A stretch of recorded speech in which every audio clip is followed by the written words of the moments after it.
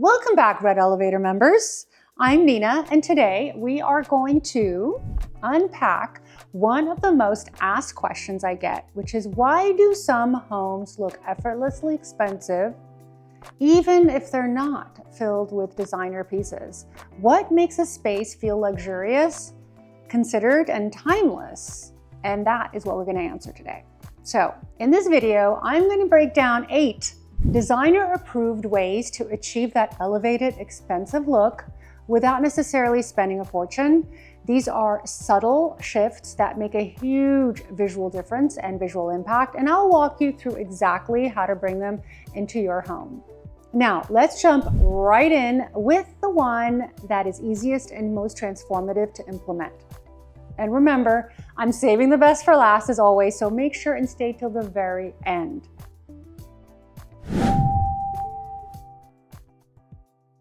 The first one is going to be singular statement lighting. So less is more, but bolder. So let me explain. One thing I've noticed in truly luxurious interiors is the presence of one bold sculptural light fixture that anchors the entire room. So it's not about layering 5 different lamps and sconces. Instead, it's about curating, in this particular way, a singular piece that commands attention. And when I was doing my furniture launch, I remember thinking about what it is that I wanted in this room that was going to elevate the entire space. And I went to a wonderful antique dealer that's called MA39 in Los Angeles. And he is one of the best sort of dealers of mid-century pieces. And I was looking for a floor lamp. And this floor lamp, I'm going to insert the photo right here for you guys to see. This floor lamp made the entire room. Now, when I returned the floor lamp, I had to cry. I couldn't afford it because it was literally $18,000. I'm not saying that you have to spend $18,000, but that is how much this lamp costs. But you can get something very similar. And that is what makes the room. Why does it work? Well, a well-chosen light fixture, whether it's a rare mid-century pendant or piece that you guys just saw, or even a handmade ceramic item, feels intentional and artful. It's a statement, not just a source of light. So how to try it? I would go to an antique dealer. I would go to eBay. I would check anywhere, Facebook Marketplace. I don't care. Even a simple plaster light with sculptural form can add the drama. It doesn't have to be expensive. It just has to be sculptural, and it has to be something you love. So let the fixture stand alone. Give it some space to breathe. As you can see in that photo, which I'm going to pop back in here, it's just sitting there by itself as a beautiful reminiscence of what gorgeous beauty can mean in your home. Number 2, story-driven rooms. So you want to curate a narrative that's not a trend. And what that means is that expensive-looking homes often feel like they're telling a story. You walk in, you're told a story here, you're told a story there.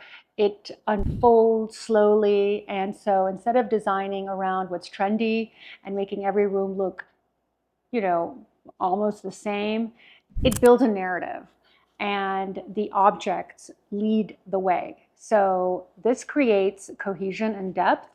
So when your decor is built around a meaningful piece, maybe a vintage lamp like we talked about, or a tile fragment, or a piece of folk art, whatever it may be, everything else sort of layers around it with purpose. And having this discovery as you walk from room to room is what makes it so chic and elevated. So how could you try this? Well, find your anchor object that sparks inspiration. Find that one aha piece and layer complementary textures around it, colors, forms that sort of echo its vibe. This kind of mindset is what I've always been trying to teach on the Red Elevator, because it's going to lead you to evolve, to mature, and to seek out more unique storied materials. And which brings me to one of my favorite approaches, using architectural salvage. I have noticed 60% of you that are watching this channel regularly are not subscribed. And I'm just going to take this 10 seconds to beseech you to please, perhaps you think you've subscribed, but you haven't. That happens a lot. I have a lot of people who write to me and say, Nina, I'm subscribed. I want to make sure you know that I am, and then I look and they're not subscribed. Not for any other reason than the fact that they may be subscribed on an old email or whatever it may be. So check to see and make sure that you're subscribed. And if you can and are willing, I would be honored if you could subscribe to this channel. It would mean the world. Okay, so let's talk about number 3. If you want your home to feel rich in character, salvaged materials are gold. Now, what does this mean? Well, think antique doors, even antique door knob hardware. I love going, for instance, in Los Angeles to Liz's Hardware on La Brea. I would definitely look that up. We'll link it for you in the description section. And they have an entire section of old doorknobs or door knockers or whatever it may be.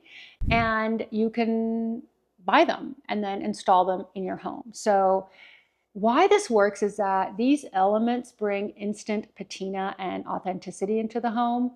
You see a lot of interior designers source fireplaces from all around the world, and they'll fly them from another country all the way to their clients' homes for the same purpose, because having, you know, an original French, for instance, 18th century fireplace is going to be so much more beautiful than something that you can make. So they contrast beautifully with beautiful finishes and modern lines.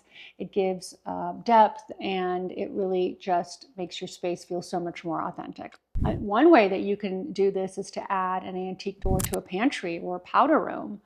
You don't have to salvage the entire house, but you can find moments that are important to you. Maybe use a salvaged beam or a shelf. It could be something as simple as even a trim that you find at an estate sale or that is being discarded and you put it in a specific room. So it can be anything. Even new builds incorporating just one architectural salvage piece can shift the entire feel from new to curated. And speaking of elevating the everyday, let's talk about number 4. Elevate utility objects as functional art. This is one of my favorite because I love buying functional art. There are lots of ways to do so, and luxurious spaces often blur the line between functional and decorative.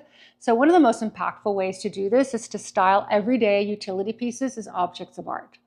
So how this works, let me explain. It adds thoughtfulness, it adds uniqueness. A vintage ladder, for example, leaning against the wall where you could put towels on for display is a very charming and beautiful way to display your towels. Buying a vintage match striker and using that instead of the match box that comes, that comes with the matches is a great way to do it. So identify a utilitarian piece you love or can thrift and display it intentionally, not just store it in a glass case, but bring it out and use it. I always say use your things. A lot of us buy nice things, we put it in a specific place and then we just never revisit it. So use your things, make things speak to you when you are in your home. Live a life that evokes passion and artistry, and just make it happen. Okay, this ties into our next idea, which is number 5, styling everyday objects with intention. Let me explain. Your home should make everyday life feel beautiful. That means presenting common objects with care. What's the difference between functional art and this concept? Well, when you style simple things, a bowl for keys, if you stack vintage books or a bentwood chair as a plant stand, with intention, your home feels curated, not cluttered. So how you could try this, which I think is a wonderful way to incorporate some of this patina and some of this old world feel, is to use sort of beautiful containers and trays. You can hang baskets as wall art or repurpose furniture for decor display. The beauty here is really in the thoughtfulness. And speaking of thoughtfulness, sometimes luxury is about surprise, which brings me to my next point.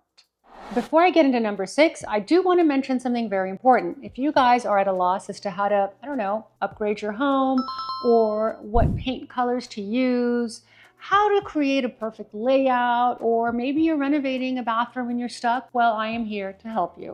All you have to do is click the link in the description section. My calendar pops up and we can book a one-on-one session for as little as 25 minutes or longer. And I'm here to help. And most of the people that book these sessions have all given me incredible feedback and have said, not only have they saved money, but they are so happy that they booked, that they've also rebooked and booked again. So if you guys are at a loss, please know I'm here to help. All right, number 6, defy room function norms. So what does that mean? Some of the most expensive looking homes break the rules about how spaces should be used. For example, a plush armchair in the bathroom, a vintage armoire turned into a bar. That is really a fun way of really bringing unexpected styling into your home that makes it feel very bespoke. It makes a room feel designed and not just furnished. Now you're going to ask, how can I do this? And my answer to you is, well, for example, you can move a piece to an unconventional room. Use scale and proportion playfully.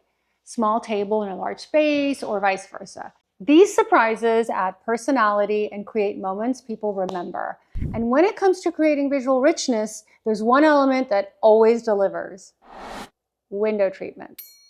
So for depth and drama, use layered window treatments. And let me get into what I mean by that. So instead of just one curtain panel, layer your window treatment for texture, contrast, and softness. And why it works is that layering adds instant luxury. How to try it? You want to mix your texture. So linen sheers with velvet side panels, or play with color blocking or pattern mixing. Even small windows feel grand when dressed this way. And as you refine your home, the last tip is about taking your time. And of course, this is my favorite because I always save the best for last. And that is how to collect for the long haul. You guys are young enough or old enough to know better that luxury homes often feel expensive because they're collected, not decorated. So for example, designers like myself or Jake Arnold always recommend a slow collection. Why does this work? Well, when you slowly gather pieces, for example, an artisan bowl or perhaps a vintage print or art, all of these things are going to eventually tell a beautiful story of your life. And how better and what better ode to your life than to have these pieces that tell the story. And when people come over, you can share that with them. So buy one special piece at a time. None of us can afford to buy everything we've ever dreamt of in one sitting. And so feel okay and be proud of having empty spaces that will eventually have your beautiful art piece that you've collected, whether it's from a trip you've just taken or whether you've taken the time to inherit it from a special loved one. All of these beautiful pieces will create a home that looks evolved and that will continue to evolve with you. Just as we evolve over the decades, your home is going to evolve as well. It should never be the exact same thing a decade later. Things need to change, things need to evolve, and things need to come together beautifully. This approach creates a home that evolves with you, and that's ultimately what luxury is all about. So, those are my 8 key ideas behind why certain homes look effortlessly expensive and how you can bring those same elements and principles into your home. Of these 8 key ideas, which one will you implement? I'm going to urge you guys to take action, because it's not just about listening to these red elevator tutorials, but it's also about implementing. So I want to know who's going to push themselves to try one of these things out or expand their designer vision and think outside of the box. I want to hear back from you guys. I read all of your comments. Anything you share with me is important, and I love hearing from all of you. So I wish you guys a wonderful week ahead, and I can't wait to see you next week on this channel, The Red Elevator.